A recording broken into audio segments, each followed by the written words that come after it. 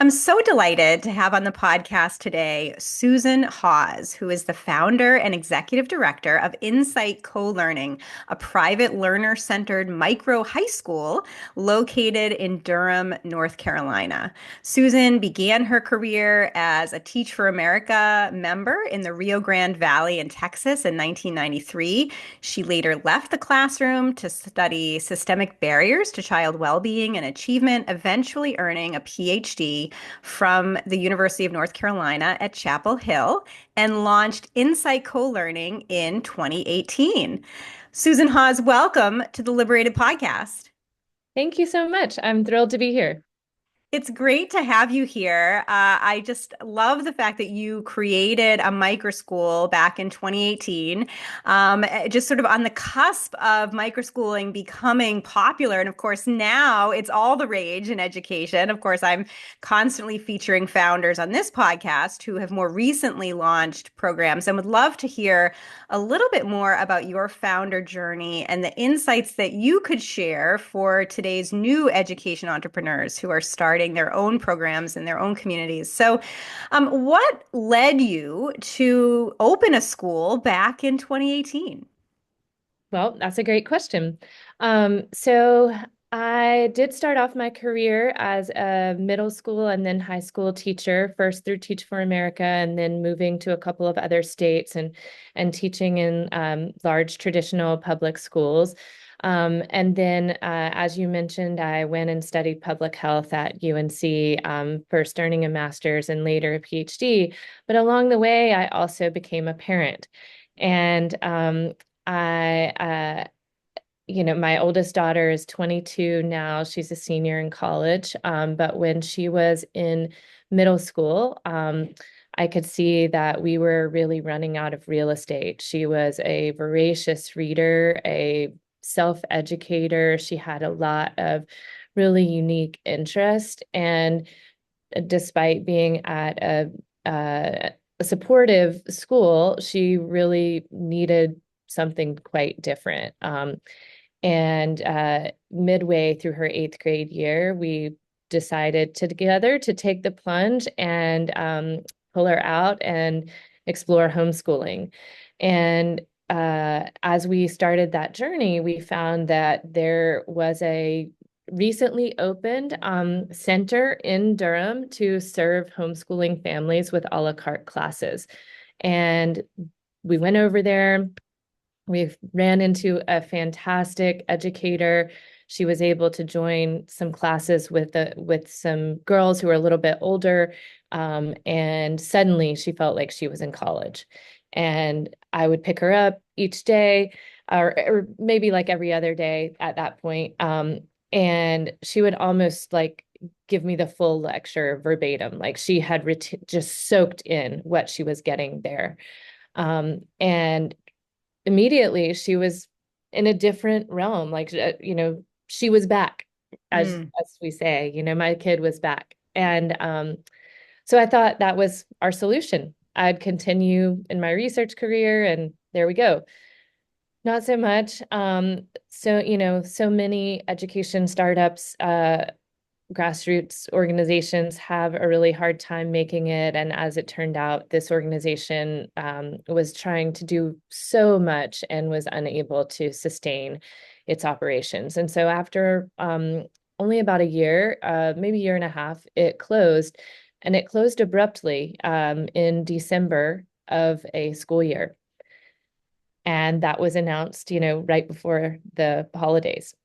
So I ended up working with a teacher from that school, and the teens that were in the high school part of the program, to put together something that we could try in the spring. Because many of the families that had accessed that homeschooling resource center were perpetual homeschoolers, especially those with like young children. But the high school kids were different, and the high school Mm. families, the families of the high school teens were mostly not like long-term homeschoolers or long-time homeschoolers. They were people like us for whom school wasn't working. they were not like me in terms of an education background and an idea of kind of what to do. So people were scrambling, and the teens like had no idea what was going to happen. And so we spun up a program in a yoga studio I found. Rented it 4 hours a day for 4 days a week, bought some card tables, and tried out our, I guess you would say, our alpha version of Insight, not even beta. Yeah. And so that would have been then the spring of 2018 that you did this? Yes. Yeah. Yeah. Amazing. So, like so many entrepreneurs in any sector, you needed to respond to, to solve a problem in your own Yes. life, right? In your Yes. own family, and come up with a creative solution. And I think it's also interesting that you were able to see that the high schoolers maybe needed their own separate program, that was really a niche that you wanted to fill with insight. So it sounds like you started as a part-time program, still for homeschoolers, but Yes. eventually you turned Insight Co-Learning into an independent school. I wonder if you could talk a Yeah. little bit about what happened from that sort of spring alpha time to then Mhm. ultimately becoming a private school. Yeah, that's a great question, and I think a really important one. So that first spring, like I said, we were in the yoga studio 4 hours a day, 4 days a week, totally a la carte. People were just paying like kind of piecemeal for the classes. And that was just to see like, is this something that is needed and does it have legs? Mm. And so it turned out, it was needed. People wanted to continue and wanted more. So in the next year, we opened a comprehensive program. We found a more a better space. I mean, the yoga studio was nice, but it was very temporary. So we rented space in a local community center called the Emily K Center that has a very vibrant after school program. It's very nice learning space, centrally located in our community that was not used during the day. So Mm. I call that idle space. That's what I began to go around town looking for. And they were happy to work with us. And so that first full year, we opened a comprehensive program, still operating through the loophole of homeschooling. So we were an all day every day. We did have some people part-time, but we mostly designed it as a full-time, full academic program and worked with students to seed like student leadership and ownership, and begin to develop out our advising program and things like that. What Can we I found, can I just pause right there, Susan? Sorry to yeah, interrupt, but I just wanted to get a sense. So at this point, you were still working, doing your kind of academic research, right? no, I Or had okay, left that. I had put okay. that down. So okay, that makes more sense. So then you're Yeah. dedicated to kind of building up Insight. Did you have team to come with you to help with the instruction, or what was the sort of staffing Yeah. ramp up like? That's a great question. So we had a humanities teacher who actually taught 2 or 3 classes, I think. I taught 1 or 2 classes. And then we had a math science teacher that was more part-time. And I believe in our second semester that year, we added Spanish. We Great, found a doctoral or a postdoc at UNC to add Spanish to great, the program. So great. yeah. Okay, so So I just wanted to get yeah, that sense of how you were juggling everything. Okay, so yeah. that spring, ramping up, you're doing full-time, all-day programming, still within the homeschooling umbrella or under the homeschooling umbrella. So then, yeah, what happened beyond that? Yeah. Well, so what we found out, and I think this is really important, is that in our community, first of all, like a lot of it seemed that many people were looking for an alternative for high school. But homeschooling was a bridge too far, Hmm. even if it was just the label, or kind of the formality. If we were going to provide all of the programming and all of the feedback and all of that, homeschooling was just a bridge too far. But more importantly, even than that, I think, is that teens wanted to graduate from something. So it felt very different than elementary and middle school when homeschooling and then some kind of, co-op or micro school that's operating through the loophole can be a perfectly fine and acceptable affiliation. Um, this wasn't enough because kids wanted to graduate from a school. So that led us to look into, what is the bar for becoming a school? And in North Carolina, it's not that different than the bar for homeschooling. I would say the biggest implication was the requirements for the building. So what was that like? What was your current space in the community center no longer valid? That's right. What Yeah. okay. Yeah. Yeah. Yeah, so at that point, I learned a lot about zoning and building permitting and how, micro school founders learn to wear so many hats, and that was one that I didn't expect. So I learned to read all of the language and the building codes and how buildings are permitted. So in North Carolina, your building has to have, at least 3 bathrooms. I mean, even if you're really small, it scales as your population gets bigger. But let's just say if you're a micro school size, you need a women's bathroom, a men's bathroom, and a staff bathroom. So you need 3 bathrooms. It needs to obviously be ADA compliant, handicap accessible, and then it needs to be permitted for educational occupancy. That's the hardest one to find because a lot of these idle spaces are assembly occupancy. So, like churches and kind of community centers are often coded for assembly occupancy, but not for educational occupancy. So, educational is the highest bar to meet. You have to meet, health and safety, sanitation requirements, but it has to be just approved for that kind of occupancy. So that was a challenge. So what did you end up finding for a space? Yeah. Yeah. So then in the 2019-2020 school year, we opened as an independent school, and that it was right down to the wire, like during the summer, if we were going to be able to open as a school because of the need for space. Hmm. We ended up finding a building that has historically been a school, like almost always been a school. And it's a building in Durham that many charter schools have used as their first building. And then as they grow, they tend to they find their own building or build their own building and move out of it. And so there was a new charter school serving middle grades, and it was opening that year with grades 6 and 7, but they were planning to be there a couple of years. So they had their reserve space for 8th grade unoccupied. So a mutual connection put us in touch, and I was able to rent from them their future 8th grade space. So we were in a school building.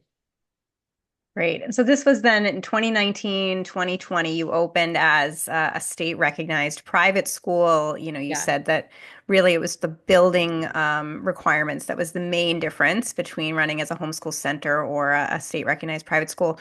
What was that like, though, for your community at Insight? Did you notice sort of a shift from more of this sort of scrappy upstart homeschooling center to now an established private school? Or I guess what was that initial launch year like? Yeah, so that year was really exciting as we thought about, what it would look like at that point, we were going to have one senior preparing Mm. to graduate. So we were looking at, what a graduation would look like. And it did feel like that was going to be the year of momentum. Of course, that ended up being the COVID year. So, hopes were dashed for a bit.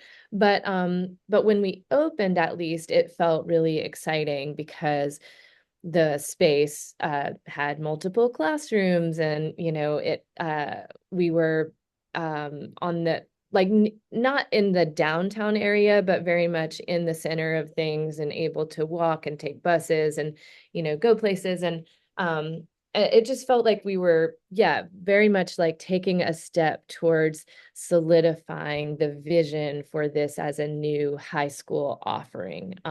And parents felt more confident, like, oh, this is here to stay. I think students, felt differently invested because it wasn't just sort of a stopgap. It was like, this is my new school. Um, Hmm.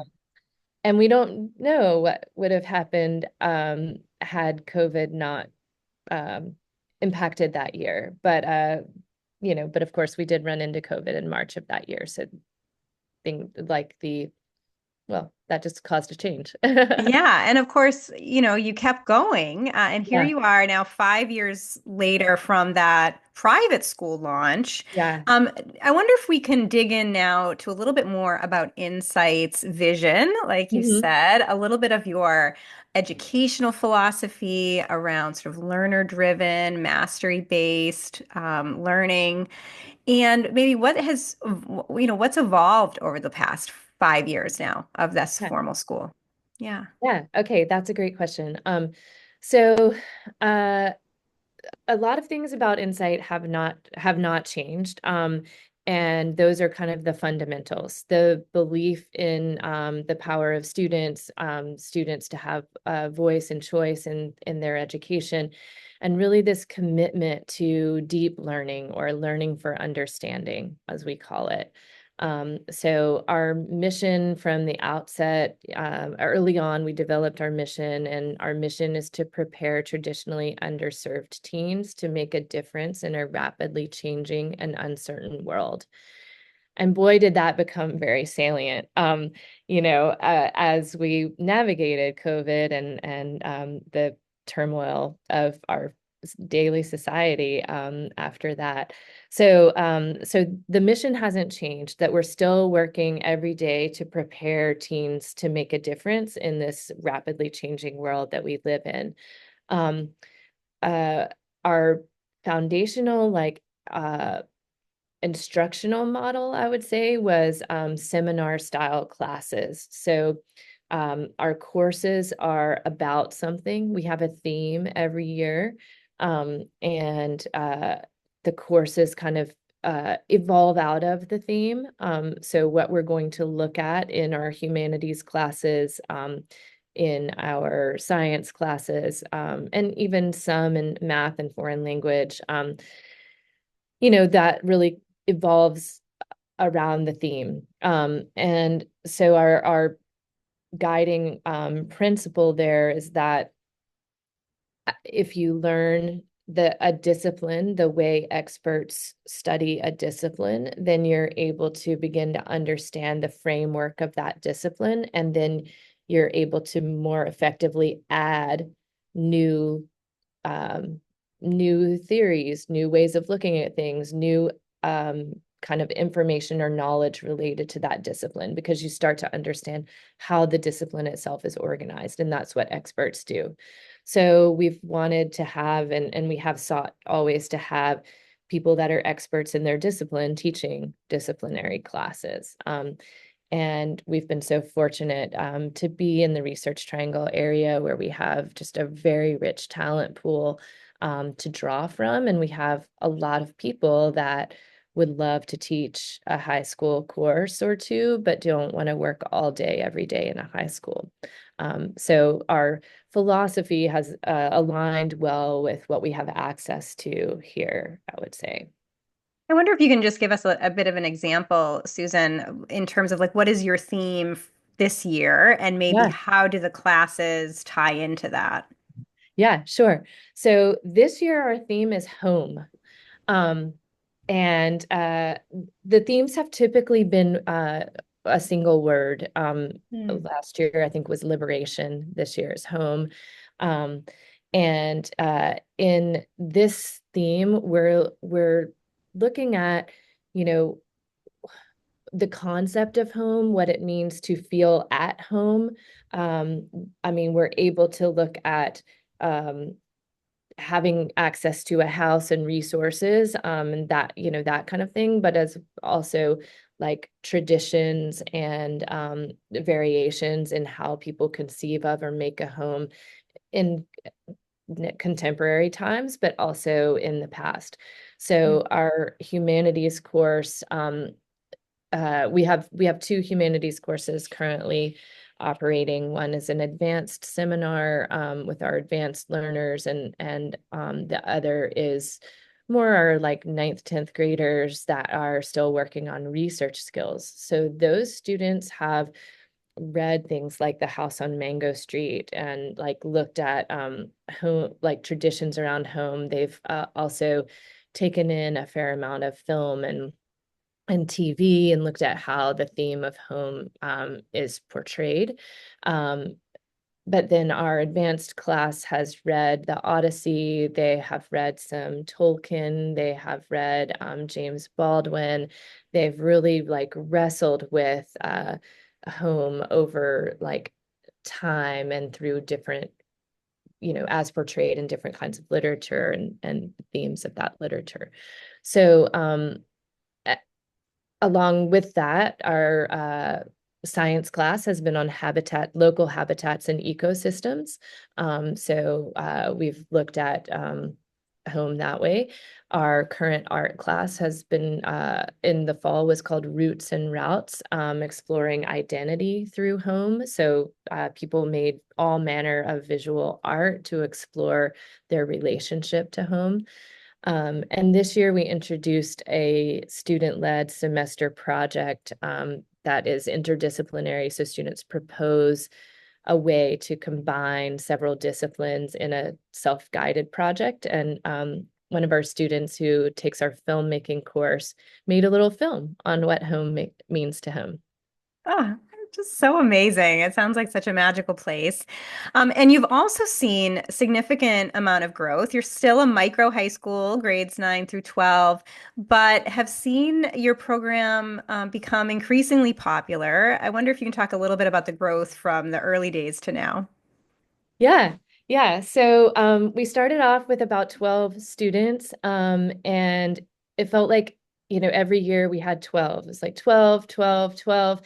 And mostly more people were staying and kind of pushing on through. And then, we got a few new students each year. And uh, we wondered, like it felt at the beginning like the 12 that we had were representative of a larger group, that there was definitely a need for this kind of close knit learning environment where community building was essential. We had a place to belong, we had relevant curriculum. It felt like that was very needed, but uh, we did find that people would come to us and say, and then how, this all sounds great. How many students do you have? And when you say 12, you know, people are a little bit like 12 per class or 12. And you're like, well, it's 12, but 12 really interesting people and you would be 13. So it felt a little bit like we were stuck for a while. Mm. And I thought we would grow during COVID. I thought, oh, well, everybody's at home. We're gonna, people are gonna be coming to us. We did not grow. We were actually that was our smallest year. We had 10 students Mm. in that year. It was my husband who kind of figured out why. I think he's right. He said, well, many of the people that are coming to Insight are coming because, you know, their teen doesn't want to go anymore. Teens are voting with their feet. They're just not willing to go to the high school. Well, now their problem is solved. They don't have to go. So that even if it's still an issue, it's not a burning issue in the Mhm. way that it was every single day for those families. I think that's probably true. Um, I don't have any way to test it, but anyway, when we came back, we were able to grow to 15, and then 20. And my hypothesis was always like once you're over 20, you know, it will come more quickly. And in fact, that has been true. So last year we finished the year with 30. We had a couple join mid-year last year, finished the year with 30, and now we're at 32. And it feels like, with a startup, you imagine that it'll just take 2 years or so to seed and then it'll be off and running. And I think it takes 6 years. Well, especially if you throw in a pandemic, Yeah. that's a little bit of a wrench too. Yeah. Yeah. And so do you expect to or want to continue to grow? I guess, do you have a magic number? What do you think? Yeah. Well, that's a great question. So, we a long time ago, maybe like the second year, I was talking to, people in the community, like, what do you think would be what size school would encourage you to send your child? Or like, what Mm. would we have to be for you to feel like this is like a real, viable option? And pretty often I heard like 50 to 60, that for high school teens, they need that many relationships. And, if, parents felt like if they heard that you had 12 to 15 per class, that would feel, per grade level, that would feel doable. And so that has kind of been our soft target, 50 to 60.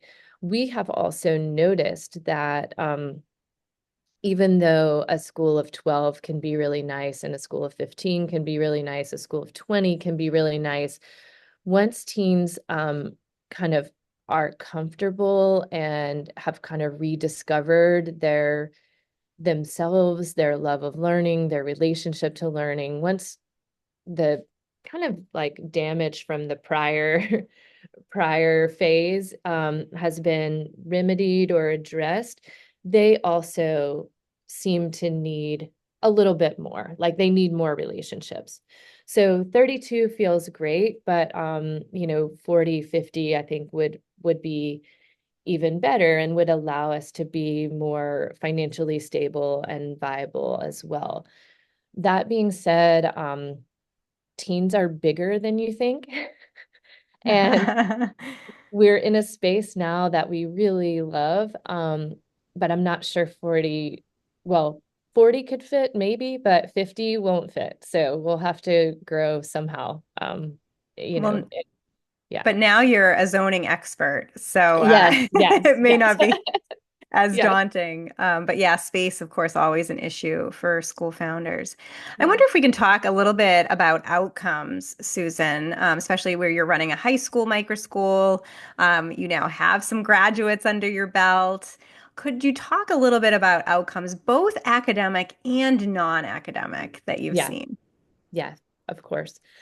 Um, One thing that we talked about early on as a marker of success was that the relationship between teens and their families would improve. Mm. And it is unbelievable how quickly we get that feedback now. I mean, 2 weeks, 3 weeks, people are writing to us saying, you gave me my teen back.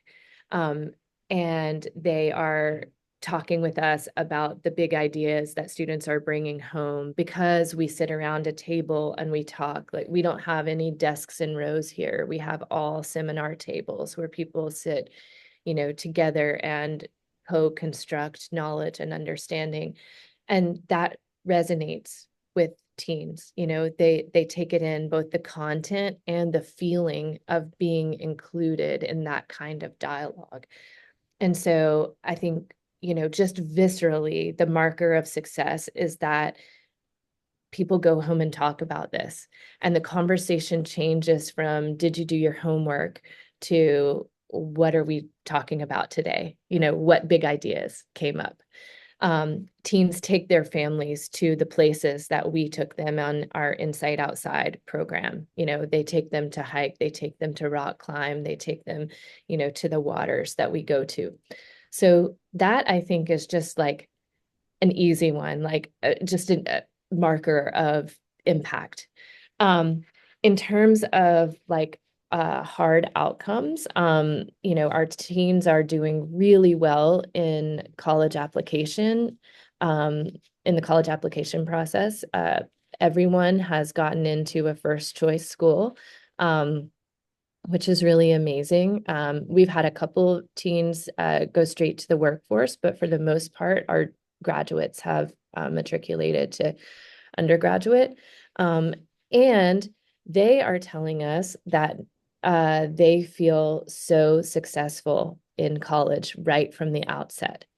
Um, so they know how to talk to professors. They know how to space out their work because they've had long-term assignments. They've had the kinds of assignments that you have in college that are more open-ended, that are over a long period of time, that, are pulling on different skill sets. We've done all of that already.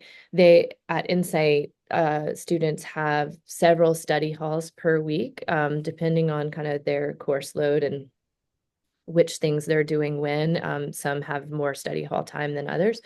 But, you know, we see students over time beginning to use that time better. At first, many waste it. Like they are doing a game or they're talking to a friend or they're like seem to be possibly sleeping and we'll say like what are you doing and oh I'm just thinking like okay and we provide a lot of contact like in that space but we don't really like micromanage what people do with that time but in advising we talk about how are you using your time, right? And so we see teens experimenting, frankly, with how to use that time. And by their junior, senior year, they do it really well and very differently. So that's one of the things that coming out of a typical high school, even if you've taken all AP classes or, what have you, like you haven't had discretionary time to try to use. So it still takes you a year or two of college to learn how to be a college student. But we have practiced that already. So I think I'm really encouraged by not only our students' success in, you know, getting access to the opportunities they want for the future, but also their success when they get there. I love that. Yeah. And just that emphasis on seminars and dialogue and critical thinking. It Mhm. seems like a natural progression then for many of your students who decide to go to college to be able to be successful in that academic environment. So Yeah. exciting to hear. I'd love to talk a bit about accessibility. I know that you have a sliding scale tuition structure focused Mhm. on ability to pay anything from a low of $1,000 to a high of $25,000 for annual tuition. And in the fall of 2023, North Carolina became the ninth state to pass a universal school choice bill or law that enables education dollars to follow students to a variety of educational settings, including private schools, private micro schools like Insight. North Carolina also has another scholarship program for students with disabilities and special needs. I wonder if you can talk a little bit about financial accessibility and how that works. Yeah. I'm glad you asked about that. The state scholarships have been really, really important for opening up accessibility and helping our school to be able to serve a diverse population of students. So we do use a sliding scale. We've been committed to that from the very beginning. And, we have a third-party financial aid assessment that we use so that we're not, taking in people's financial documents and making judgments ourselves. We're getting an estimated family contribution out of this third-party service. Um, and we have honored that throughout our time. But what it meant for us early on was that we just had to operate on a very, very, very lean budget. And we weren't sure year to year if we would be able to continue. We were basically, spending everything we took in. Mm. Um, Now with the increase in funding through the Opportunity Scholarship and the ESA Plus, um, a lot more people perceive that they can access private school. I think a lot of people didn't even try before because even they saw a sliding scale but assumed they wouldn't qualify for it, or thought it seemed just too far afield. Now people feel a lot more confident in pursuing private school to begin with, and the families that we work with, need an alternative. They, for the most part, they have tried the system that they're in for a very, very long time. And they've been as creative as possible in trying to adapt to what's offered, and they really need a different solution. And so this has been really important. This year, with the full funding of the backlog, families were able to get a little good news right before the holiday to find out that, their some of their obligation is relieved, and that was very welcome.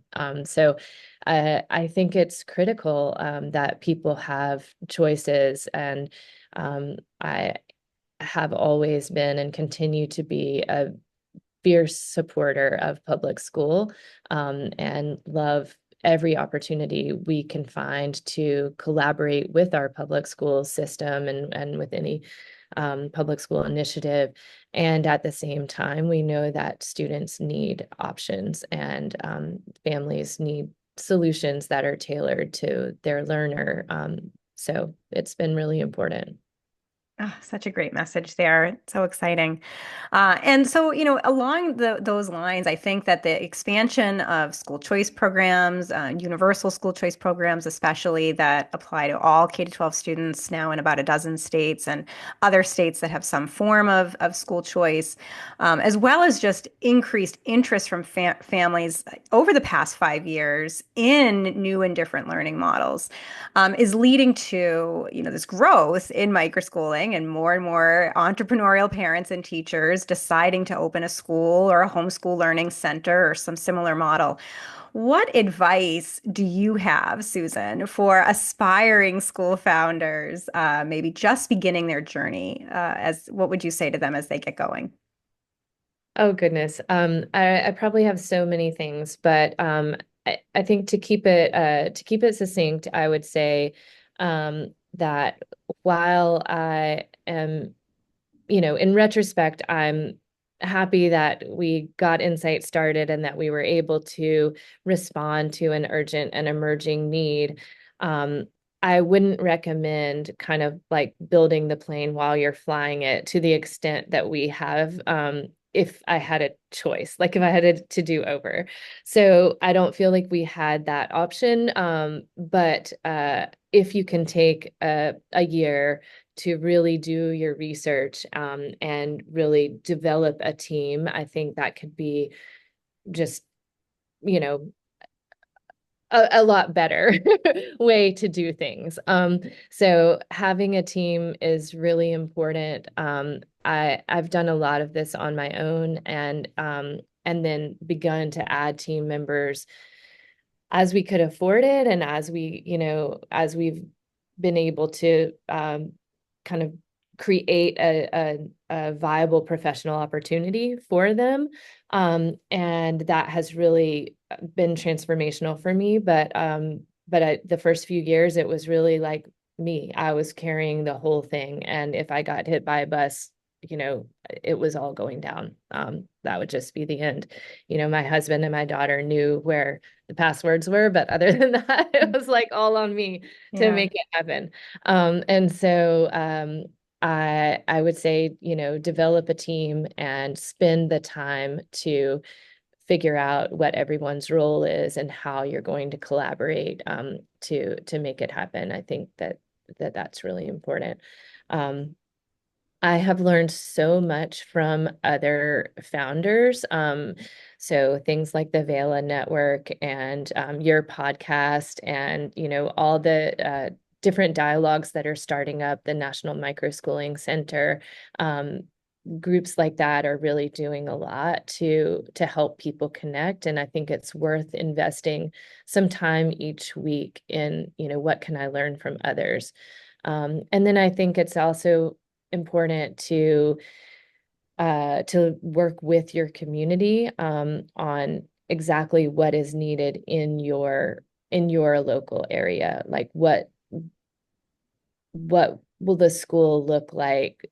I mean, people have just a lot of different ideas and perceptions and felt needs, and I think it's just really important to hear those and take time to process them so that you know the endeavor that you're thinking of is a match for what people want and need in that space. Great, great advice.